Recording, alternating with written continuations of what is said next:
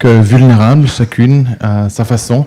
Je crois que c'est important, on n'est pas là ici ni pour être fort, ni pour être faible, on est surtout ici pour être soi-même. I decided on this 7th of March, because at Impact Hub we like to do things our way, to wear heels not for what it means, but for what I represent as a white, cisgender male. Of course, I should not be here in this panel, but I will be the moderator. So it's interesting to see how we always project and ask women to be strong, to behave like men.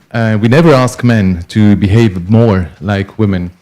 And I think this is a good way to start this panel about resilience, about entrepreneurship, about being already here tonight after 2 years of COVID that, of course, enabled us to feel what it means to be under lockdown, to be alone, not to participate in drinks. And tonight, of course, I also would like, just before we start, to light a candle for peace. So I will kindly ask each and every one, and those who are following us live online, maybe to stand up, and I will light this candle. If you can just hold this as a sign of peace, also for the 85 million refugees around the world, for all the women, for all the children that cannot be here physically with us tonight, but definitely to whom we can send our love, our support.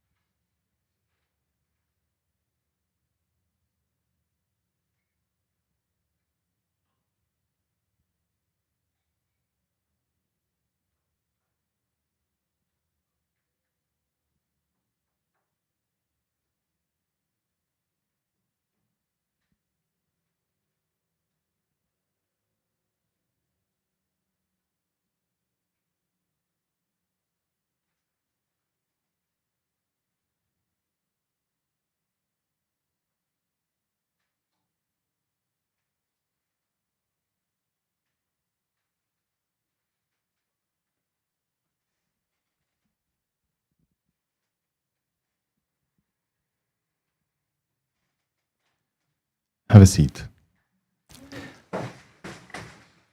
Impact Hub est un réseau qui, dans une cinquantaine de pays, à travers une centaine de hubs, soutient l'impact social, l'entrepreneuriat, avec des femmes, avec des hommes qui essayent de rendre ce monde un peu plus humain. C'est la raison pour laquelle on a voulu commencer cette semaine de l'entrepreneuriat autour du 8 mars, avec une soirée d'inauguration, avec une conférence, 6 panélistes, de différents profils, avec des expériences aussi riches et variées les unes que les autres, qui entament aujourd'hui aussi cette semaine de l'entrepreneuriat avec nous pour nous parler un petit peu de leur vécu, de leurs expériences au pluriel. The Women Entrepreneurship Week will take place as of tomorrow with around 30 different workshops between noon and 2 and then between 5 and 7. Also conferences at night. We have then the whole program printed, and I will be also here, as well as my colleagues, to give you more information if you're interested. We still have, of course, the possibility to register online, share it. It's on the website of the Impact Hub. But without further ado, I will move to the other side. And I will introduce the different panelists that we have tonight, and then I will pass the microphone. So, we decided to give a title to this conference called Resilient Women, Gender Equality Today for a Sustainable Tomorrow. I do strongly believe that if we just look at the statistics, A very few of all these wars have been started by men, let's face it. So this is also why I would like to pay tribute to all these courageous women that are here tonight, coming for this conference. I'm always thinking about all the women who are not here tonight. Is this place diverse and inclusive enough? I'm thinking about migrant women from Afghanistan to Colombia. And I'm always thinking that if at least we can hold a space to have this conversation, if we can hold a space to discuss these issues, it's already a beginning. My life experience showed me that violence starts when the words stop. So let's start by having these conversations. Let's start by having at least a possibility to discuss. Let's have the possibility to agree or to disagree. We have tonight Dr. Natalia Chermalich, who is a social anthropologist working at the University of Geneva. She was raised and born in Kiev and lives now in Geneva since 2014. In 2015, she published Paysages instables, des artistes ukrainiens entre révolution et guerre, shifting landscapes, Ukrainian artists between revolution and war. Thank you for being here. Deborah Abate is the co-founder and head of Bowie Incubator at BU Network, the first incubator entirely dedicated to queer and feminist projects in Europe. She also works on the projects Bowie Creators, a queer and feminist curation online magazine, and Bowie Art Gallery that literally just opened. The first gallery promoting only and exclusively queer and feminist art in Geneva, à Bel Air, on peut dire, Confédération Centre. Tu nous en diras plus après. Carolina Roll is currently a research assistant working at the Graduate Institute here in Geneva on the EU Horizon 2020 funded Equal EU project, which seeks to tackle the gender digital divide through an inclusive program of events. Recently, and in particular, Carolina primarily managed the design, the co-creation and coordination of the Equals EU Innovation Camp, set to take place in Geneva in April 2022, amongst others here at the Hub, so please stay tuned. We will give you also additional information on feminism and women's leadership in international law and policy, open of course to all women and minority genders. Candace Nkobisset is a founder of Inoa Consulting and Black Roses Mentors. Candace is a business advisor and coach that helps people and organizations to leverage innovation, entrepreneurship, leadership, training, and inclusivity for growth and impact. Organizations and media such as Forbes, Standard University, Fondation L'Oréal, and the United Nations have trusted her work. Gabrielle Landry-Chapuis, co-founder and co-director of Human Impact High Five, LLC and Association. Gabrielle has worked in global health for over 15 years. She earned 2 master's degrees, the first namely specializing in prevention of illicit trafficking of cultural property, and the second specializing in medical anthropology in the field of women health issues. What a program. Trained in safeguarding gender and sexual violence, she is certified as une personne de confiance en entreprise.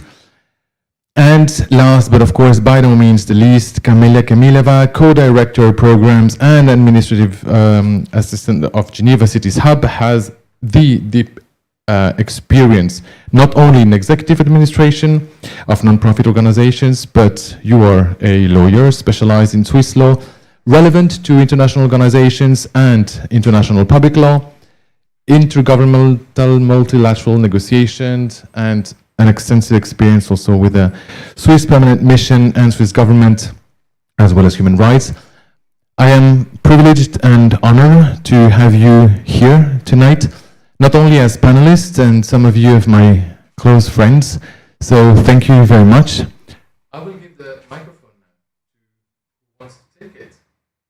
Camila. You said I'll be second, so. Good evening, everyone. And so now it comes to me to thank Julian for all of you. You can obviously thank him, but let me thank him. And also mention that you are one of the rarest person who try to be a man a little bit more like women. It's very rare. So thank you for being as you are, and thank you for inviting us.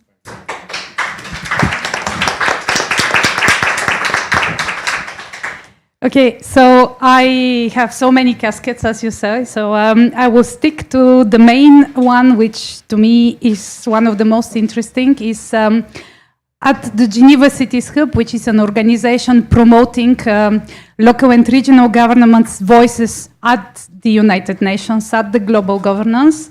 I meet with mayors, and as you can imagine, or I don't know if you imagine, but as everything in this world, most of the mayors are men. By the way, do you know who is the mayor of Geneva? No one? Absolutely no one in the room? Who is the mayor of Geneva? No? It's a woman! It's a woman! Exactly. Frédéric Perler, exactly. She's a woman. Thank you for this. So mayors in Europe, no, don't be ashamed. They change every year. You have still another chance. Next year it will be a woman too. So in 1 year time you'll be, I know. So the mayorship is so you become a politician, elected politician, and to become an elected politician you have to be a bloody leader. You have to have a very strong character, and you have to know how to speak with men. Because politics and political parties are still, a manship area. So these women are particularly leader because, yes, you have to run an election campaign and you have to be there day and night. And as I said again, to be able to impose yourself. So in Europe, for example, which is the most urbanized, by far the most urbanized officially part of the world, and we have many big cities, you have only 17%, according to the Foundation for Gender Equality at the city mayor level. There is such a foundation. Only 17% of women mayors in Europe.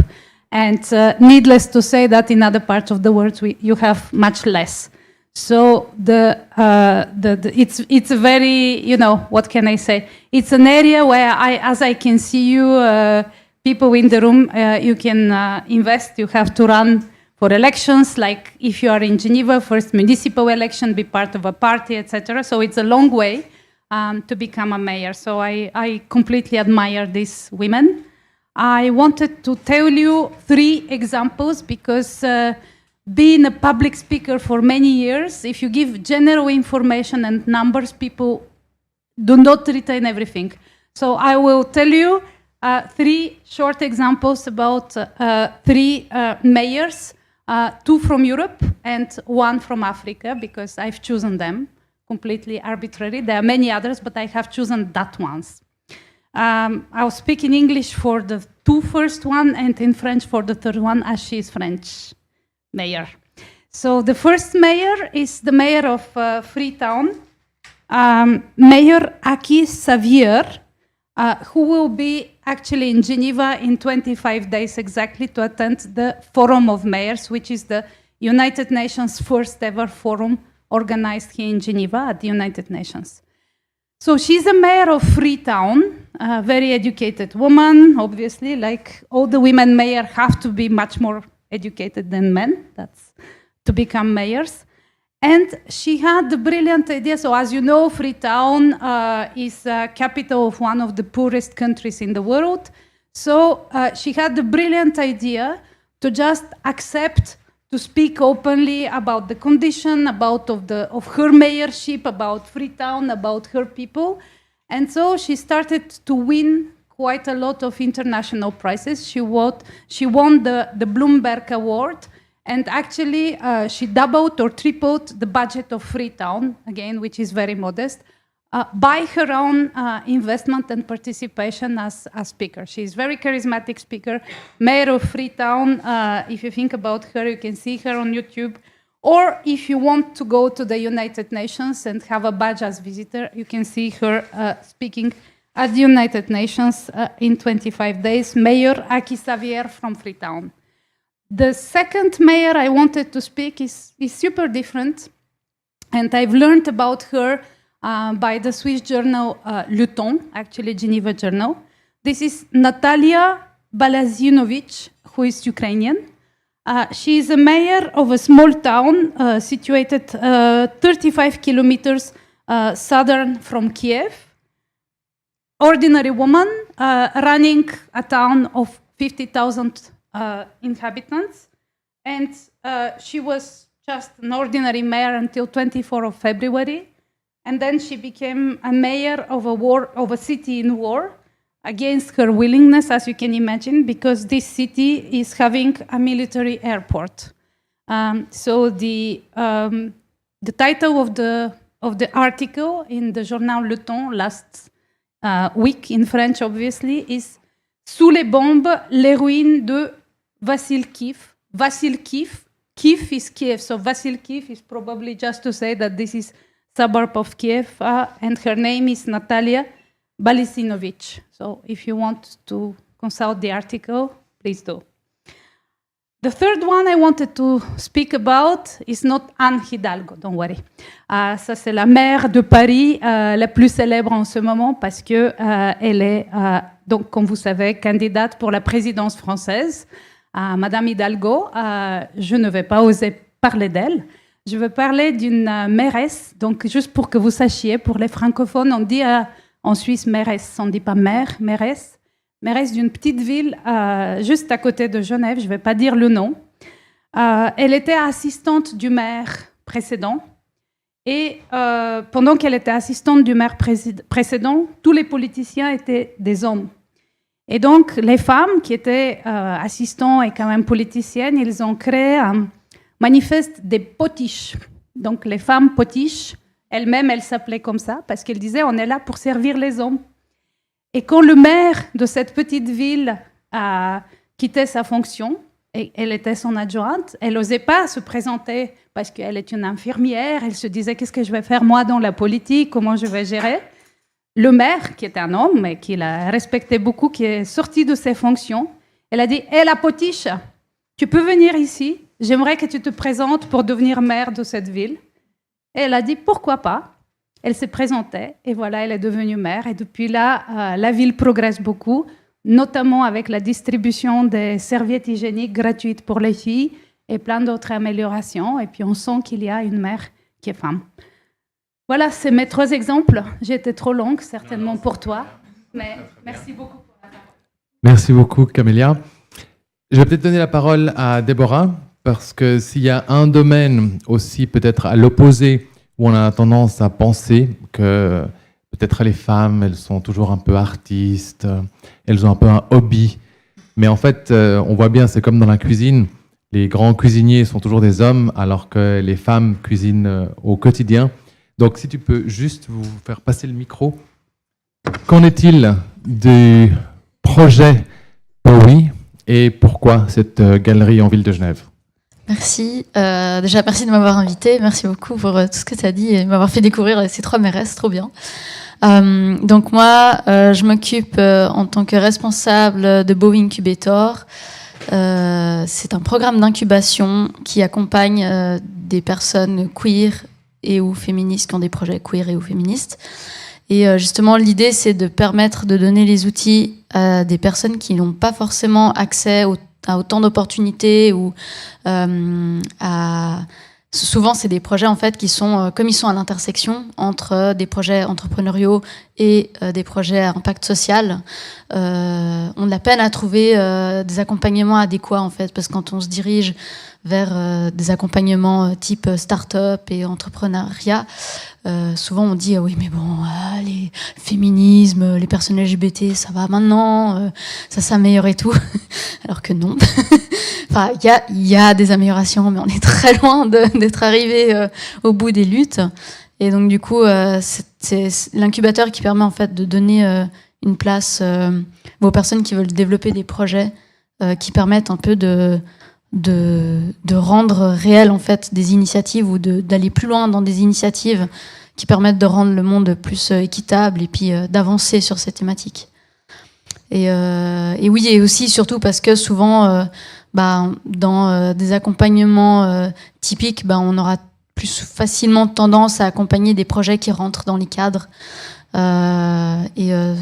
Voilà, donc c'est important de donner aussi l'opportunité à des personnes qui sont à une intersection, qui vivent l'intersectionnalité d'avoir un accompagnement adéquat en fait, et qui respectent qui ils, elles sont, et puis de pouvoir aussi avoir des opportunités, parce que aussi, comme tu as dit dans ton exemple, on n'ose pas forcément les saisir. Même quand le poste est aussi écrit au féminin, on est là. Avant, tu disais, alors les femmes, quand on voit qu'on correspond à 50%, on est là, ouais, non, c'est pas pour nous, alors que ça ne coûte rien d'essayer. Enfin, voilà. Donc ça, c'est pour l'incubateur, parce que j'ai aussi plein de casquettes, du coup. Et puis sinon, une deuxième casquette, c'est toujours dans le cadre de Bowie. Mais une part, c'est l'incubateur, donc vraiment donner des outils, empowerer des personnes, pas que des femmes d'ailleurs, à réaliser leurs projets.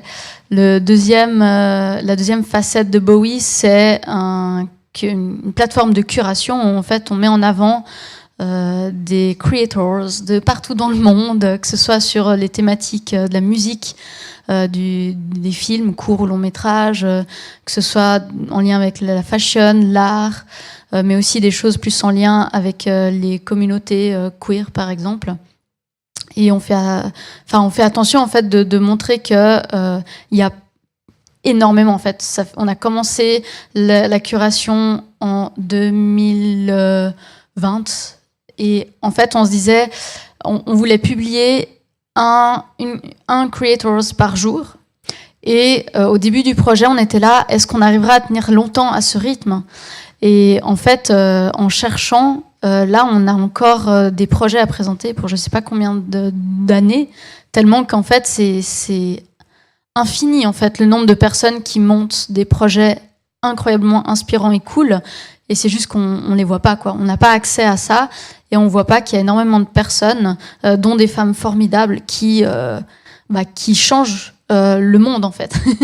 Et il y a vraiment oui, on voit pas en fait la représentation comme on mériterait d'être représenté pour tout ce qu'on a en fait dans la diversité de ce qu'on apporte et tout. Donc ça c'est le côté, la facette inspiration de Bowie. Et puis après, comme tu disais, on a aussi une galerie d'art qu'on a commencé cette année et dont l'objectif en fait c'est de permettre à des artistes féministes ou queer en fait de se faire sa place en fait dans le marché de l'art qui est très masculin, et à moins d'être représentée à poil dans un tableau, une femme a beaucoup moins de chance finalement d'être exposée. Donc ça, on prend vraiment le contre-pied et montrer que y a des talents qui méritent vraiment leur place dans le milieu de l'art, et puis qu'on en a aussi à Genève, mais il n'y a pas que des artistes genevoises. On a aussi des artistes de différents endroits en Europe. Et donc voilà. Je sais pas si ça répond maintenant, déjà, les gens peuvent la visiter, et c'est à Confédération Centre. Oui, exactement. Donc on a ouvert au début du mois et c'est à Confédération Centre. Donc vous pouvez y aller en tram depuis la gare jusqu'à Bel Air. Puis après, c'est juste en face de Payot. Ça vient d'être ouvert et tout. Et on est au premier étage. Et c'est ouvert de, je crois, 9h30 à 18h30. Voilà, tous les jours. Enfin, du lundi à samedi. Fantastique. Voilà. Je me réjouis. J'ai pas encore eu le temps. J'avais une semaine de l'entrepreneuriat féminin à préparer, mais dès la semaine prochaine. On t'attend avec plaisir. Hein. Absolument. On attend tout le monde avec plaisir. N'hésitez pas à venir dire coucou et puis à discuter avec nous des œuvres et puis des artistes. Ça nous fait toujours plaisir. Art can be manifest as the rest of the world, as entrepreneurship as well.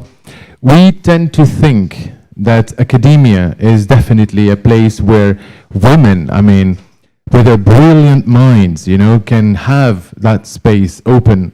So I'm turning now to you, Carolina. I mean, why an entire program at the Graduate Institute dedicated not only to the empowerment, but also to address those major issues? Are there like really inequalities in the academic world towards women, like bias? No, I can't believe that. Like, would you tell us a little bit more about that? I think a short answer maybe is to say that one, in the context of resilience, there's a fantastic professor, Professor Enlow, who said there's nothing as resilient as the patriarchy. So I think we have, in fact, a big problem ahead of us to begin with. But my name is Carolina. I'm here with some of my incredible team. We're working on creating innovation camp or space, a mini impact hub, to look at these spaces in academia and beyond, and work on feminism and women's leadership in international law and policy. So this is an event which will be happening at the end of April, but it's part of a much longer course of events, of activities which are trying to finally change the landscape that we have today, where women are tokenized. Often, as we've heard from our wonderful panelists, they are subjected to, the silences in history in these spaces. So that's the input. And yes, we have in academia today a silo, I think. We have certain voices which are elevated to the top, as we've seen throughout the world. In France, we've seen in the US some high-profile cases of sexual harassment, of the perpetrators still remaining in their posts. Just to take one very clear example of the inequities that exist in these spaces, but at the same time, it's much more subtle. Whose voices are we not hearing is a question that we don't ask enough, actually. We are all here today, thanks, as you said, the fight, it's just begun. We have a long way to go, and we're here, I think, on the back of many women, of many people who have come before us. And that is something we don't address enough. It's a really important question, and I think one that we're starting to try and generate answers to through creating spaces, through creating moments like this where we can finally speak to one another. But there's a long road to go. I feel like I'm being a bit nebulous and not really talking about the concrete, but yes, this is a project called Equals EU. It's funded by the EU, so the EU Horizon 2020 project, which is trying to involve and create women inventors and elevate them. And what we'd like to do here in Geneva is finally elevate people who maybe don't see themselves under this prism or lens of innovator, entrepreneur, these lovely names, international lawyer. Because actually, I think all our voices are valid. And I think we've often heard the question, where are you from? There's a question which is, where do you know from? We all have our stories, our experiences, and I think this is almost more important than the titles we have. So that's what our Innovation Camp is trying to do, is trying to get as many diverse people just talking about equity, and in particular, ours will focus on the digital world. As we saw with COVID, we were often confined to small spaces. Our tablets, our computers, the only mechanism we had to interact with people. But then I ask you, if you did not have the telephone, where is your social circle? Where is your mechanism to, approach the person who sees like you, feels like you? The digital world is one which is now becoming ever more potent, ever more difficult to manage, developing at a speed which is, I think, unfathomable to us all. But I think we all have the keys to understand where the good and the bad is, and we'd like to try and pick that out and create then a process where you have teams who then pitch these ideas, are taken through an incubation period, and then create new startups looking to try and upend this gender inequitable world we're living in, and finally create this ecosystem which is finally equitable for all. So I encourage you to sign up. We have Kira here, just a shout out to, and Sahamita as well. She has posters as well, to sign up for our camp, so please come along. Your voices are all valid, incredible, and I can't wait to hopefully interact with you all. So thank you for being here with all of you, and thank you for having me as well. Thank you for being part of it. Which, as you just mentioned, academia works in silos. I think everything in our society tends to work in silos, and this is why, whereas I believe that diversity is everywhere, we kind of like suddenly feel that we have to make a claim to bring back diversity. And I find it particularly fascinating just to look at the audience. I mean, some of the men or people who identify as such in this audience are either relatives, friends, or colleagues. And Javed, I think, if I can just point you, member of Impact Hub.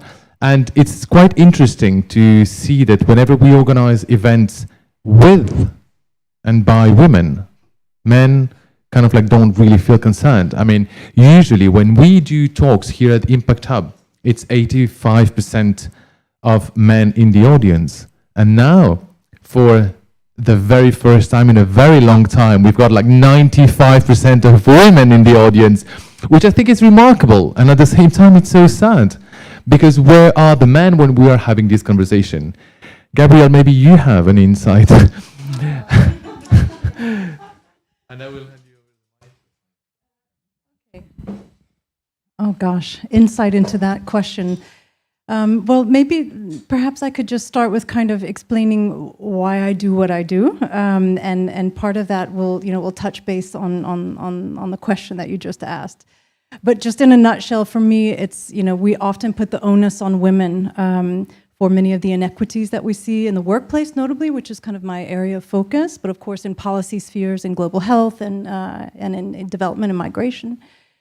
But putting the onus only on women, I think, is unfair to some extent. And in the work that I do, I've really noticed that we really also need to look at the system that's in place, right, in organizations. So what are the barriers? We talked about diversity, but what are the barriers to inclusion? And by focusing on those, maybe we can unlock some of the situations that we see. But maybe just to backtrack for a second. So the reason that I came to the job that I have now, basically I spent, as you said, a number of years in global health that has quite a number of really important and noble, incredibly noble organizations that do fantastic work. Now, sometimes we see that very noble organizations with visions and missions and values that are fantastic and that are so worthy of millions and millions and millions of dollars by donors and investors. We sometimes see a gap, and sometimes this gap is what I call the integrity gap. And the gap is between the noble quality of the vision and mission and some of the behaviors that we see in the workplace.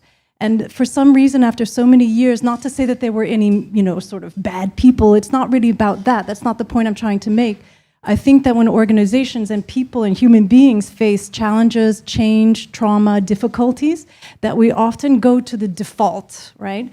And so if we look at global health, if we just look at the makeup of the global health workforce, 70% of the global health workforce, so all of the people that are out there fighting with COVID on the front lines, nurses, doctors, social workers, healthcare workers of all types, 70% are women.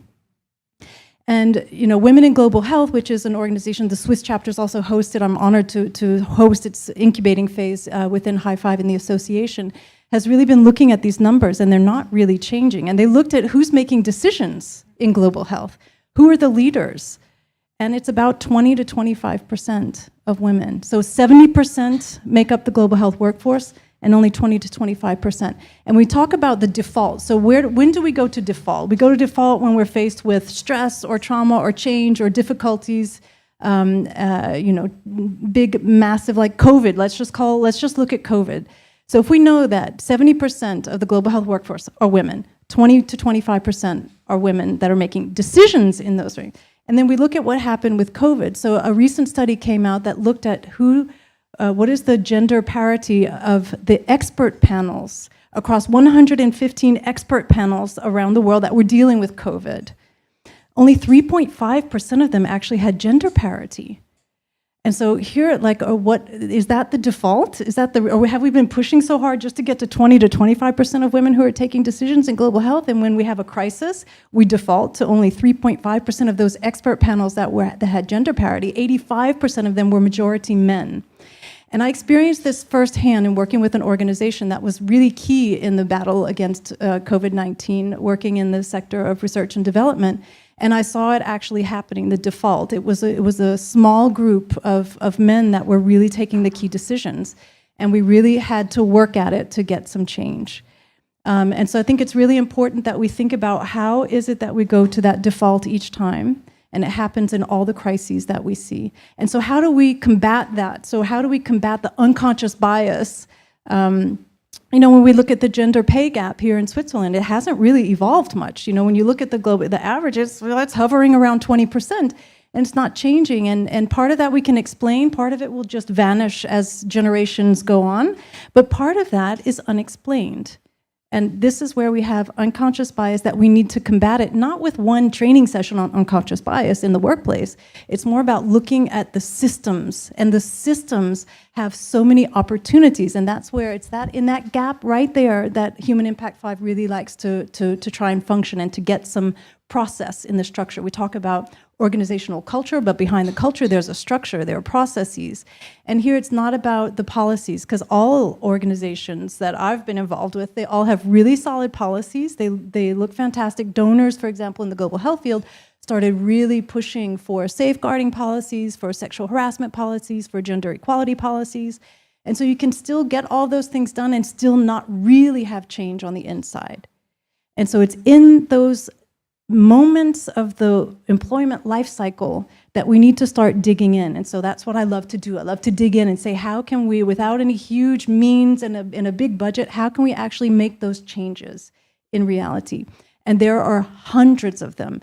And this is where I find that organizations can actually get on board and make change at the organizational level. We're not talking about this, bigger picture society, but every change counts.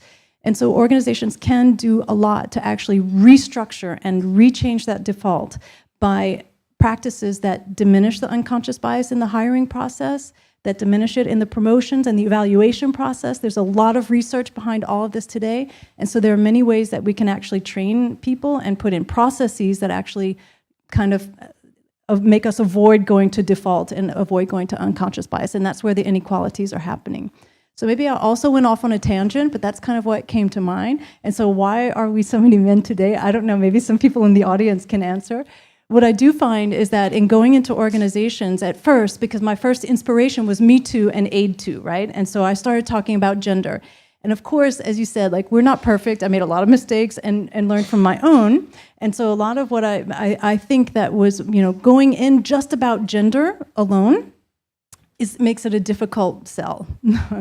So there's, on the one hand, a business case for diversity and inclusion is much more compelling to a lot of organizations because there are many reasons in terms, we talk about innovation and resilience as part of innovation. It's how do you solve problems? How do you adapt to change? And there's such a compelling business case for innovation that says if you have more diverse teams, if you get more diversity into your pipeline, but if you accompany that diversity with inclusive management, inclusive leadership, psychological safety, and trust in the organization, then you get everyone's voice around the table. And then you start getting innovation because people are not afraid to come with ideas, to say that there's a problem, to raise an issue, to complain if something bad happens, to come with a crazy idea. They know that it's safe to do that. And I think that's where inclusion has it's a really important role to play. I think I'll stop there. I could go on forever, but voilà. Tu peux passer la parole à Candace. Ce serait intéressant d'avoir son point de vue en termes de diversité et d'inclusion. Qu'est-ce que ça représente comme bataille et pourquoi? Alors, ce que je trouve extraordinaire dans l'intervention de Gabrielle, voilà, c'est que une partie du travail que je fais, parce que comme beaucoup de femmes sur ce panel, j'ai plusieurs casquettes, une partie du travail que je fais consiste à accompagner et à équiper les femmes en attendant que les bons process soient mis en place. J'ai grandi et passé une partie de ma vie en Afrique subsaharienne où les biais à l'égard du genre restent très conscients et très impactants également dans le développement et la psychologie des femmes, même quand, comme moi, elles ont la chance de partir à l'étranger, de faire des études à l'étranger ou de construire une carrière à l'étranger. Il y a une implication culturelle qui fait qu'on est, même face à un système qui, de par ses politiques, etc., se veut inclusif, qu'on reste malgré tout face à plusieurs couches limitantes. On parle d'intersectionnalité, on a la couche du genre, on a la couche culturelle, on a un parcours migrant où on est issu d'une culture relativement machiste ou patriarcale, où on apprend par défaut à ne pas hausser la voix, à surtout pas parler des problèmes, à ne pas confronter les injustices, à ne pas s'exprimer, à ne pas exprimer ses besoins. Et il y a aussi parfois la couche dont on ne parle pas assez, parfois psychologique. Beaucoup de personnes viennent de manière consciente ou inconsciente de parcours relativement traumatisants qui font qu'elles vont toutes au travail, on a toute l'air normal, etc. Certaines d'entre nous combattent des démons le matin pour pouvoir avoir l'air entre guillemets normal au bureau, faire la conversation autour de la machine à café. Et la raison pour laquelle, en tout cas, j'ai voulu faire ce que je fais, d'une part avec Inoa Consulting, où j'accompagne des organisations qui veulent utiliser le levier de l'entrepreneuriat, de l'innovation et de l'inclusivité, entre autres, pour faire un impact et contribuer au développement des différents bénéficiaires, les femmes, des créateurs africains, des entrepreneurs dans les Balkans, etc. Et la raison pour laquelle, avec mes activités de coaching, avec Black Roses Mentor, j'accompagne des femmes qui cherchent du sens, une carrière plus épanouissante, qui ont envie de faire aussi un impact, mais d'avoir une forme de reconnaissance dans ce qu'elles font, c'est à cause de mon histoire personnelle. C'est-à-dire que je ne me suis pas levée un matin avec une cape de super-héros. C'est tout simplement parce que j'ai dû, pour survivre à une situation de violence domestique, dans laquelle je me suis mise parce que j'étais préconditionnée par mon parcours à le tolérer, parcours familial ou personnel, j'ai dû, pour survivre, trouver en moi les ressources, les informations qui allaient me permettre d'échapper à cette situation-là, construire ou reconstruire une carrière derrière, et avec le temps me reconstruire aussi psychologiquement pour arrêter de me mettre dans des situations professionnelles où je suis non seulement marginalisée, mais parfois même maltraitée, mais où je l'accepte parce qu'après tout, je suis une femme, je suis issue d'un parcours migrant et j'ai l'habitude de me faire maltraiter, ce n'est pas grave. Donc, en attendant justement, parce que comme elle a très bien dit Gabrielle, il y a beaucoup de discours autour de la diversité, de l'inclusion, du women empowerment, etc., de politiques qui sont mises en place, de belles choses qui se font à minima en public, mais la capacité à transformer les organisations en leur cœur, dans leur culture et dans les petites choses qui se passent de manière informelle, il y a encore des gaps qui existent en fait. Et en attendant qu'on vive dans un monde parfait, en tout cas, j'ai le sentiment, à travers le travail que je fais à grande échelle, avec le soutien des organisations qui travaillent avec mon cabinet de conseil, ou à l'échelle plus personnelle, je dirais, avec les femmes que j'accompagne à travers des cours et du coaching et du mentorat, de donner à chacune la capacité d'être la super-héroïne de son histoire en attendant qu'on soit dans un monde plus juste. Et ça passe autant par leur apprendre à s'affirmer dans leur travail, à s'affirmer dans la recherche d'opportunités, à oser se présenter, à utiliser leur voix. Pas nécessairement, que ce soit dans le milieu de la recherche, dans le milieu politique, l'entrepreneuriat, la créativité ou ailleurs, comme on l'a déjà dit, même le monde de la restauration, de la cuisine, les femmes sont brillantes, elles ont le savoir-faire et sont beaucoup moins à l'aise avec le faire-savoir. Et donc, au-delà d'accompagner dans la recherche d'emploi, revoir son business model, etc., ce que je leur donne, c'est les outils pour oser se positionner comme référence, comme experte, comme légitime, et oser se présenter au monde pour dire « je suis prête, envoyez-moi les opportunités ». Et pour ça, il y a aussi un travail de reprogrammation des croyances limitantes. De « oui, mais je n'ai pas 100%, 150% des critères requis. Oui, mais dans certaines cultures, il y a même l'idée de « non, mais si tu te présentes dans des situations qui boostent ta visibilité, tu vas attirer le mauvais œil, tu vas attirer l'agressivité et la jalousie des gens. » Il y a aussi...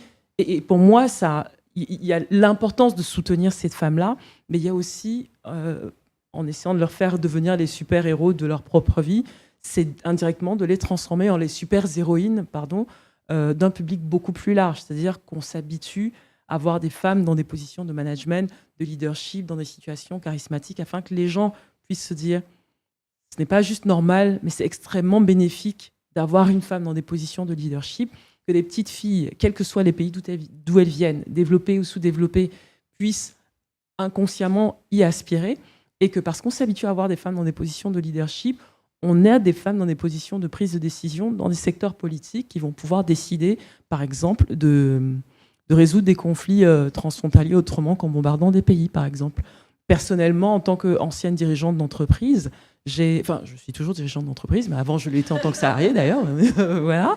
À l'époque, quand je dirigeais cette start-up de commerce en ligne au Cameroun, j'ai été très intentionnelle avec l'idée de saisir cette opportunité pour promouvoir un leadership féminin à des postes où traditionnellement on était des hommes. Ça a tout changé. Une culture du harcèlement sexuel très casual, les petits noms, les petites tapes aux fesses, etc., qui a radicalement changé parce qu'avec un leadership féminin, les femmes en dessous de la hiérarchie avec plus d'assurance pour soulever les problèmes, aller dénoncer si possible, etc. Et toute une culture d'entreprise qui était beaucoup plus inclusive et beaucoup plus équilibrée en général. Donc, je suis extrêmement heureuse d'être à ce panel et de voir toutes ces facettes du women empowerment et de gender equity and equality s'exprimer avec autant de brio. Et j'espère qu'ensemble, à Genève, en Suisse, mais à travers le monde aussi, on va pouvoir, chacune à travers notre fenêtre, faire avancer les choses. Il y a une voix qu'on n'a pas entendue et qui représente aussi non seulement cette intersectionnalité, lorsque, évidemment, on est citoyen ou citoyenne d'un pays, on a déjà tous les droits. Chose d'être une femme, mais lorsque l'on vient pas de ce pays, lorsque en plus on cumule des discriminations, lorsqu'on est issu notamment de l'asile ou de la migration, Nathalie, par rapport à ton ouvrage, par rapport à ton parcours aussi en tant que femme, mais aussi en tant que femme ukrainienne, qu'est-ce que ça veut dire aujourd'hui ?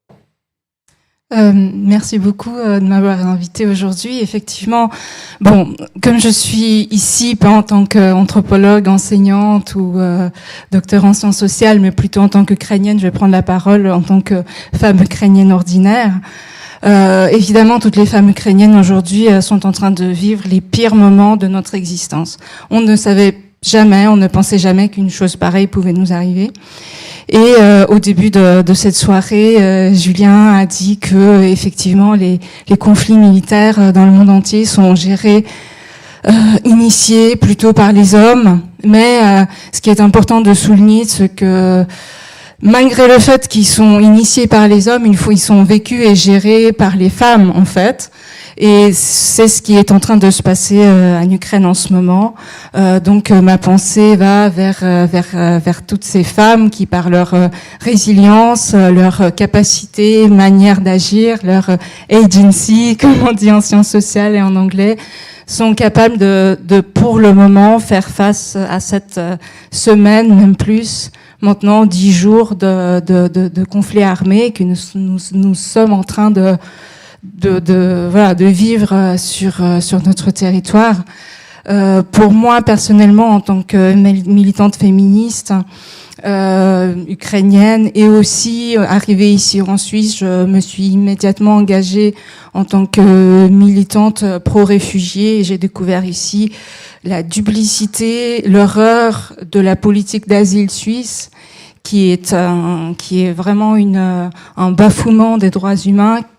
Donc, je peux aussi me positionner par rapport à ça. Mon parcours ici était effectivement extrêmement compliqué à cause de ça, tout simplement parce que on n'a pas les papiers qu'il faut et en étant une femme dans le contexte de l'académie, malgré le fait que effectivement j'ai des titres universitaires, etc. L'académie suisse est extrêmement sexiste et aujourd'hui il est encore très difficile pour une femme d'occuper des places, d'occuper une place dirigeante. Donc je me contentais en quelque sorte de la place que cette société était d'accord de m'offrir, on va dire ça comme ça. Mais j'espère que les Ukrainiennes et les Ukrainiens aussi, par exemple en pensant à ce que Camélia vient de dire, enfin son engagement et auprès des maires, je dois dire que hier malheureusement il y a un maire, on ne sait pas une maire heureusement, mais c'est un maire qui est décédé en distribuant la nourriture aux personnes qui étaient assiégées dans sa ville. Donc, j'espère que nous, les Ukrainiens et les Ukrainiennes, allons donner une leçon aussi d'humanité, de résilience. Et pour faire un petit peu le lien avec ce que les autres personnes ont dit par rapport à, je voudrais juste rapidement survoler deux thématiques. Donc, la thématique du numérique qui, enfin, en tout cas pour moi, je ne faisais jamais le lien entre le numérique, le féminisme, les réseaux de collaboration entre les personnes et les conflits armés et la guerre. Mais effectivement, c'est grâce aux liens qu'on ait pu former entre nous, qu'on ait pu, par exemple, moi, j'ai pu faire sortir ma famille de Kiev qui était déjà assiégée et quand le ciel était fermé, etc. C'était grâce à l'engagement international via Internet et via les hashtags, via les groupes, via les Google Spreadsheets, whatever. En 24 heures, j'ai pu faire venir ma famille ici. Et donc aujourd'hui, voilà, il y a en tout cas la femme qui m'a élevée, qui n'est pas ma mère, mais qui m'a élevée. Il a pu aujourd'hui être en sécurité ici. Mais effectivement, je continue à aider des personnes, d'autres personnes réfugiées qui souhaitent passer en tout cas quelque temps ici en Suisse, de venir ici, même si je dis tout de suite que je ne peux pas vous promettre que cet État va être juste avec vous. Je ne peux que l'espérer, je peux que militer à vos côtés, que ça va être comme ça. Mais vu ce que j'ai pu voir et faire auprès des populations afghanes, syriennes, etc., avec qui j'étais en contact constant, j'ai aussi travaillé dans des camps de réfugiés, etc. Je peux vous dire que l'Europe fait rêver l'Ukraine et en même temps, moi, elle me fait pas toujours rêver à ce niveau-là. Donc je pense qu'en tant que communauté, on a quand même encore beaucoup de questions à se poser à ce niveau-là. Et la deuxième chose à laquelle je voulais juste dire comme ça, c'est le fait que moi aussi, il y a 10 ans, j'avais organisé un incubateur pour les artistes femmes, les artistes féministes et les artistes queer. Et c'était il y a exactement 10 ans, le 7 mars, que nous nous sommes réunis à Kiev. On avait fait un grand... Alors, on n'appelait pas ça incubateur, on appelait ça Genskitzer. Peut-être Camélia va comprendre ce que ça veut dire. Ça veut dire work unit. Donc, en fait, un espace de travail collectif commun où, un petit peu, bon, c'était un petit clin d'œil à la culture communiste, comme ça, où il y a une mise en commun d'outils de production d'œuvres d'art. Et donc, on avait fait ça avec les artistes. Et j'étais très touchée hier de voir que dans Kiev assiégé, sous les bombes, etc., ces artistes, donc une partie de ces artistes que j'avais réunis, artistes femmes, sont devenus des réfugiés. Une autre partie est devenue des IDP. J'ai jamais pensé que j'allais pouvoir utiliser ce mot envers des copines à moi. Elles sont aujourd'hui des IDP, des Internally Displaced Persons, des personnes déplacées à l'intérieur du pays. Et donc, une autre petite partie est restée à Kiev. Et il y en a qui ont, vous savez, sur Facebook, ça nous fait parfois des rappels. Il y a 10 ans, vous faisiez ça. Et donc, ils m'ont tagué en disant, mais tu te souviens, quand même, il y a 10 ans, on est tous ensemble, on était en train de faire de l'art ensemble, on préparait une exposition pour le 8 mars, on faisait des trucs féministes. Puis ben voilà, aujourd'hui, on continue à faire ça autrement.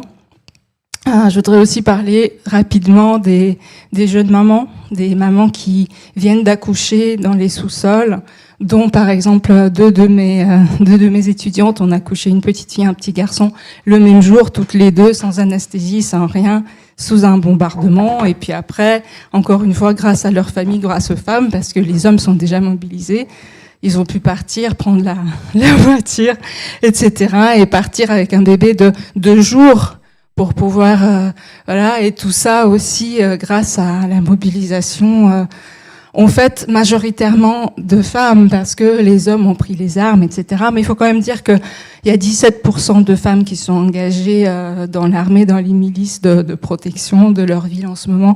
Donc aussi cette partie-là, même si bon, moi je suis pacifiste, je pense que moi je n'aurais jamais tué quelqu'un en prendre une arme, mais il y a quand même 17% de femmes qui ont aussi rejoint ces régiments, ces milices, etc.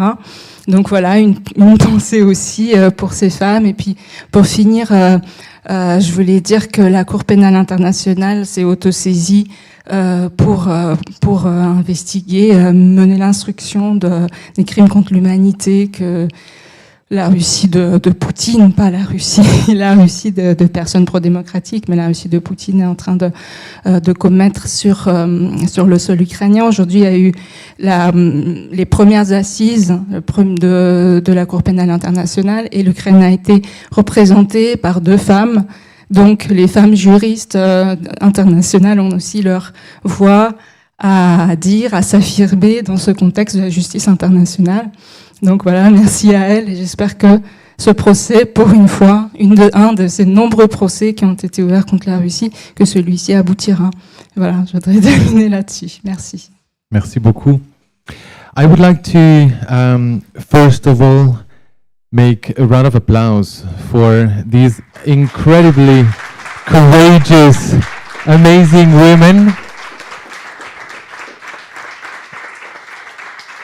I always have to remind myself that, I mean, in a nutshell, when my mum had my age, she did not have the right to vote in this country. I have to remind myself that in Appenzell Innerrhoden, with all due respect, it took one courageous man who had the right to vote to say, well, actually, maybe we could give them the right to vote, and then all the others, 9. And then it took 5 courageous men, and then maybe 10, and then 50, and then 100. Well, then it took also the federal, actually, tribunal to actually say, well, guys, sorry, it's 1991, we should now, you have no choice. But there were a lot of allies, and this is a little bit, with all due respect, a comparaison n'est pas raison, but also how I see myself, to open those spaces for so much more courageous women than myself. I mean, I just basically, given my own privileges, to just have to wear high heels on a Monday night. But I would like to give the microphone to the audience. Est-ce que vous avez des questions? Est-ce que vous avez des points que vous aimeriez reprendre? Anything that you would like to address with these panelists here tonight?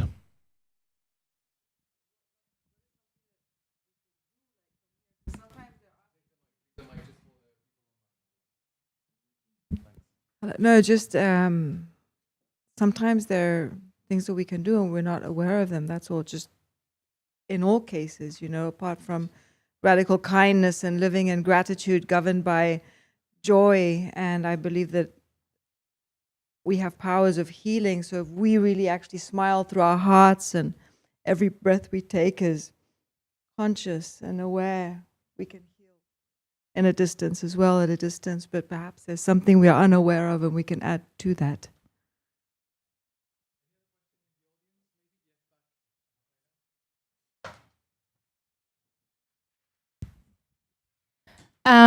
Two questions, actually. One, mainly concerning what Gabrielle said, that like we have to look at the system and so on. What I personally see very often is this bias in other women, like women having themselves all those like prejudices, all those like male points of views. So where is it best to start? With the system, with men, or with women having like those structures in them as well? I don't know. I'm just asking myself where should we actually start? And just one thing that I'm sometimes asking myself is, because you also said that, yes, Julien said it, it's like the first live event after COVID and everything, and it's like 95% women present, 85% men. I'm sometimes wondering, do we like have to catfish men, like giving, like label an event differently and like try to make them come in that kind of way? I don't know, because we can't force them here. So it's just maybe a Tinder strategy that could be applied on men.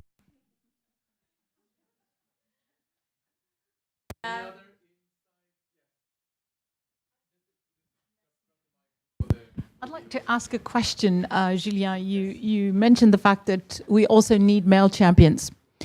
And, you know, I hate seeing more pressure being put on women about, you know, the interaction between women at top level. What about education? How do we start as women educating our daughters and our sons? Do we inject equality of treatment at that level? Because I think that's one of the starting points. And because I've worked in a number of cultures and a number of countries, it's a very difficult ask because of what, you know, you focused the heritage, you know, the ingrained, the boxes. And to get women to think outside the box or what is being imposed takes a lot of courage. So how do we help with that, with educating young men, young women, our daughters, our sons to grow and help transform the system over time? It's a long process, but it's a question.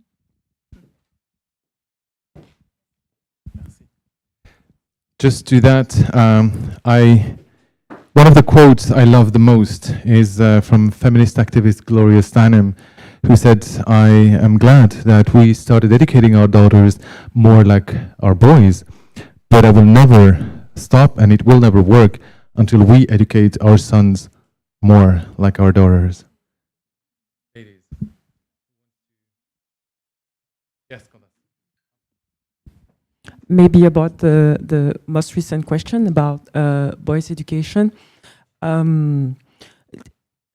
Funny enough, I really believe that it starts by when we decide to choose the person we will have children with, in the sense that as feminist and aware and willing that we are to raise gender conscious children, if we have a partner, if we have a relationship dynamic with a partner that is still a reflection of those limitations, and if we tolerate within our family unit pressure from misogynistic family member, family dynamic culture, etc., ultimately, whatever we do, when boys grew up into young men, they mostly look up to other men in their communities, basically. So I have the impression that we have the unfair task to do that work with the people we intend to do children with,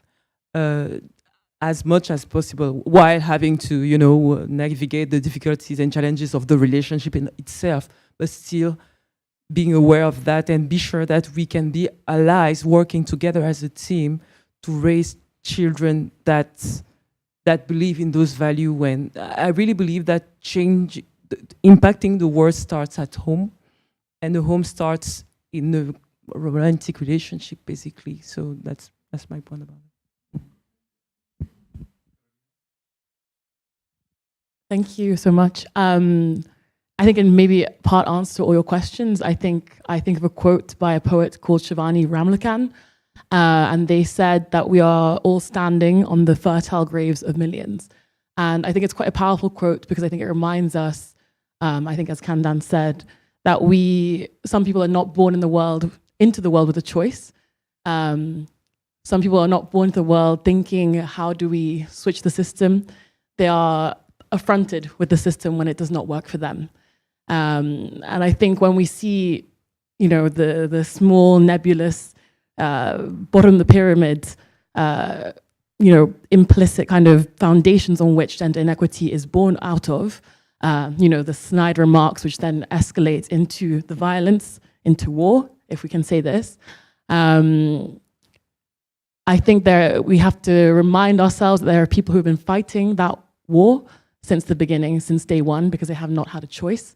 They you know, I'm still being nebulous as I answer, but I think in a practical sense, we have to listen.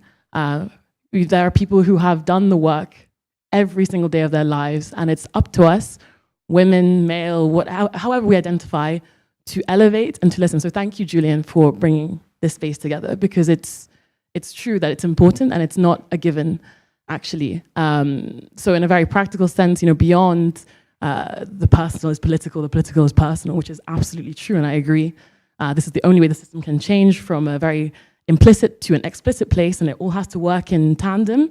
The work that we can do is truly, I think, with our friends, with forging these spaces, with asking the uncomfortable questions, with thinking about the people we have not been good to, and why. And I think also having some gentleness within that too, as you're saying. That's not to say that we have to, also expound this culture of we must be perfect, but it's about always unlearning and believing that we can critically listen to someone else. I think that's, why I talked about voice before. We have our titles, our many caps, the things that make us proud, but at the end of the day, it's everyone has value, and I think until we really believe that and enact that in our relationships with other people, nothing will change.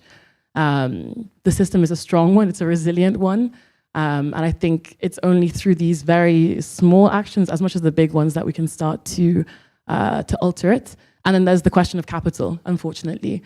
I think it's something that we can kind of toss away or put to another day, but there's finance, there's lack of finance, there's space, there's no space, there's who has a home to go, who has a home, what is a home, who has a workplace. There's very much the material conditions in which we're living, which we need to assess and reassess, because without this, you can't start to listen, I think, as well. So there needs to be a shift in terms of who is being funded, who is being given the opportunity and the space and the time to be listened to. And then we can ask ourselves, who are we listening to, I think, is maybe my answer to these questions somewhat. I don't know if that makes sense, but we tried. Thank you. I'm very conscious of the time, and I also want this conversation to be a bit more informal, cozier, and maybe some of you are a little bit thirsty or hungry, so we still have food and wine. In one sentence, I would like, as closing remarks, to hear your call to action about resilience, about being a woman, about answering also, what do we do now? Like from now on, how we continue. The 7th of March is only the 7th of March. It's a good opportunity to gather. Tomorrow will be the 8th, and then the 9th, and then there will be many other months. So I think this is where we need to start also the work and continue the work that has been done. Merci. Thank you. I'll be a little bit more concrete, probably saying what you said, but in concrete manner. What can you do? First, this is coming from up, engage in politics. Everyone can engage in politics. It's a long way, as I explained, but it pays back. It pays back at one point of time. I always speak very high. It pays back at one point of time. If you cannot engage in politics, you don't have time. Consider working full-time, even if you have children. I'm a little bit provoking. The thing is that in this country, if you have children, you're supposed, everyone is asking, oh, so you're going part-time. And the thing is that, and it's very cruel, but this is as such, if you work part-time in Switzerland, you cannot have a leadership position. That's as simple as this. There might be some exceptions somewhere in the space, I hope so, but if you want to have big salary, to be in the game, to have a leadership position, you have to work full-time, even if you have children. If you have children, you want to work full-time, you have to have somebody taking care of your children, because school starts at 8 o'clock, then finish at 11:30, then start at 1:30, then finish at 4. So if you have children, you don't have a daycare, you're obliged, it's like engrenage. So you have to have your system, and you have to accept that this is like this because you're a woman, because you're a mother of 1 or 2 or 3, and play the game of the rules which are there. You didn't want them, but you have to play them in order to be strong enough to change them. And we are not yet there, unfortunately, and I know it's revolting, I know it's provocative, but you have to be the player of these rules which are there in order to change them. Very positive, be more positive. the onus is on me to be positive. Maybe I'll be really personal and kind of individual, just in thinking of the questions that were asked and what can we do. And gender equality, diversity and inclusion, it's in everyone's interest and everyone has a role to play. And I think we all, the unconscious bias is so powerful that even someone was asking about, women and the norms and values that we transmit and that we internalize. And I think internalized sexism, I think we have to be honest that we as women, from a certain generation, it's there. And I think we have to be courageous in asking ourselves and challenging our own assumptions and looking at ourselves and saying, okay, but how do you do that? How do you extract that? So you really have to start playing a little bit with yourself. Like, okay, if this were a man in front of me, would I say the same thing? If the presenter on the media, on the RTS at night, if it was a man, would I be thinking about the way he's dressed? Or would I be making comments about his hair? And so I think we need to challenge our own internalized sexism, our own internalized, trans and homophobia, and really ask ourselves and challenge ourselves on a daily basis. And the other thing that I wanted to say about resilience, I think there is a lot for us to learn. I've looked into the gender differences in resilience, and there are a lot of studies, and a lot of studies say, well, men are more resilient than women, and some say women are more resilient than men. But when you really look at it, there is a gender difference, and I think we all have something to learn from the gender differences in resilience. And it seems from studies, what most studies agree on is that women tend to enact or embody their resilience or build it through community and social interactions and with bonding, whereas men tend to depend more on their personal strength and capacity. And maybe we all have something to learn about that. And I think that we can all look at how resilience actually plays out and see what we can do to incarnate both.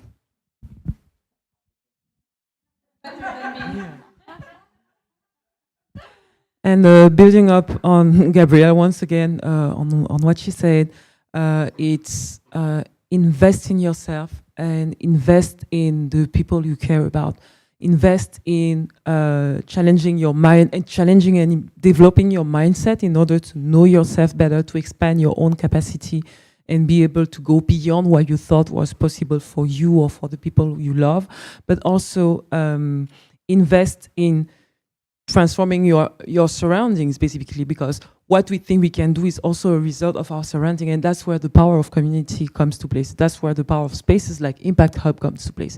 That's where the power of going back to school and getting an education comes to place. But generally, we are so much trapped into our day-to-days in our vision of what we deserve in life or what we can do, that we don't have that entrepreneur mindset that allows us to challenge the status quo we are living in.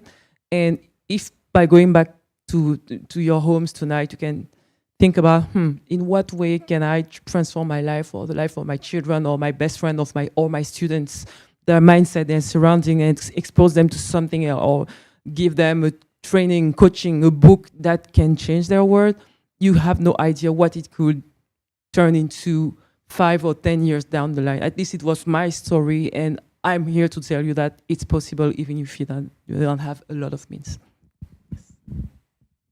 Thank you to everyone. I'll try and be more concrete this time. I think ask yourself what you would like the world to be like in 10 years' time. But envisage it, feel it, breathe it, and then see what you can do about it, I think. And be fearless that you are someone who can enact that reality. Because if not you, then that's when we get stuck in the stagnant systems, which we've all experienced and which continue to perpetuate the same ills again and again.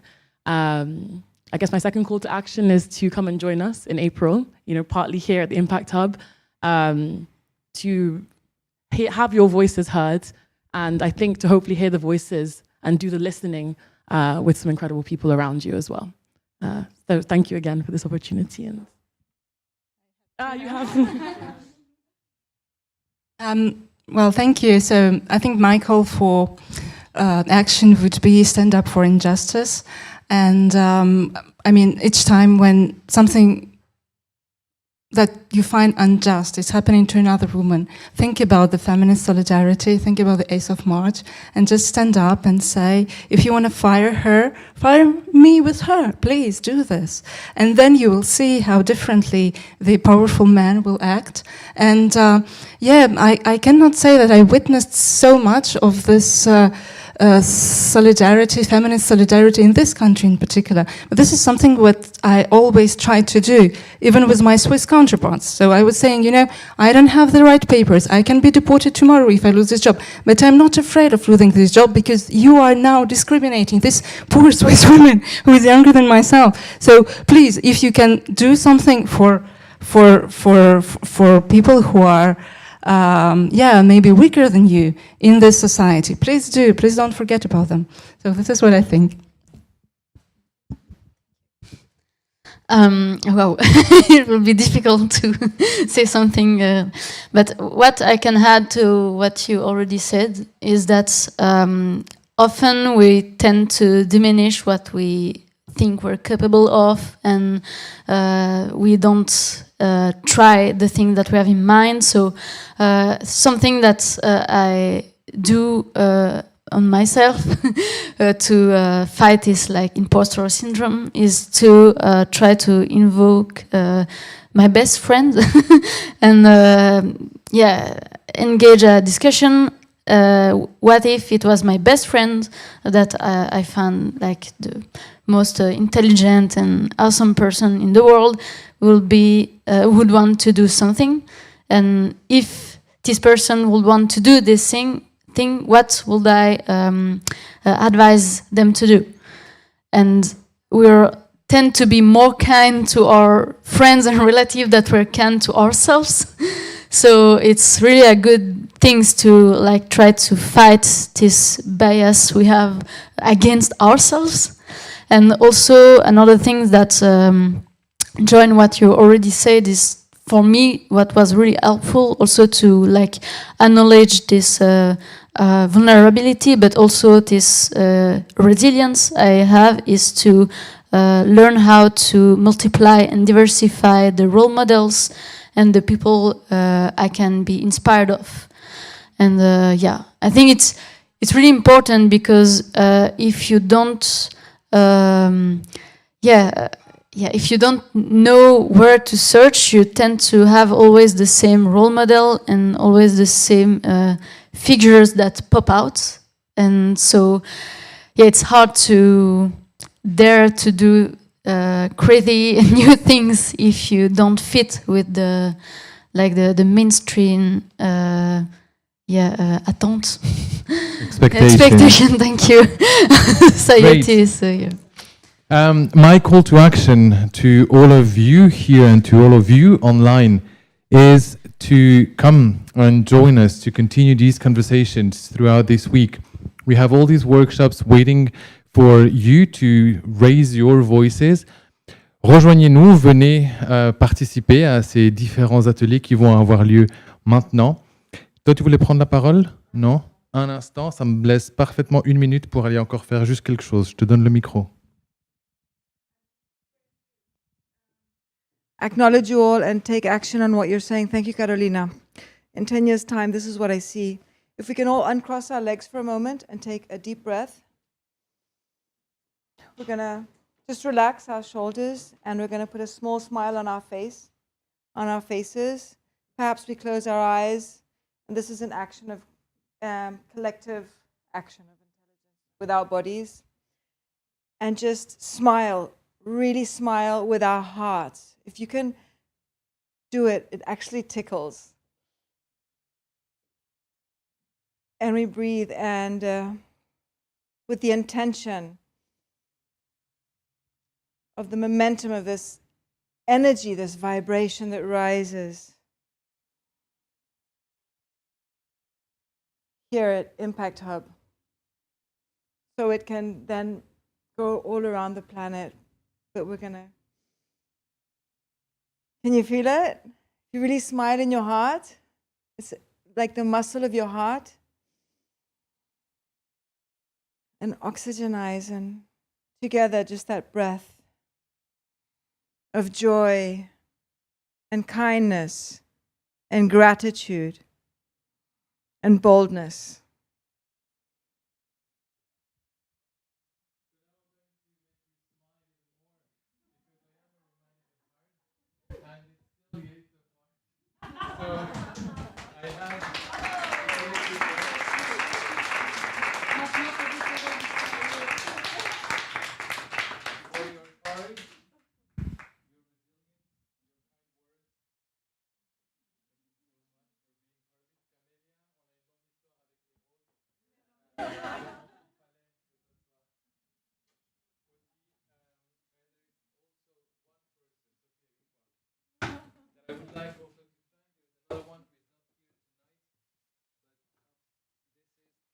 For you, this young lady, Sophia, I met her about 2 years ago, and she was one of our volunteers. She was the brave volunteer closing the Friday shifts at the Hub. Now she is proudly, at least for me, our communication officer at Impact Hub. We've been a long way together, namely through 2 years of COVID. She did absolutely everything behind the communication regarding this whole week, so I wouldn't be here without your support.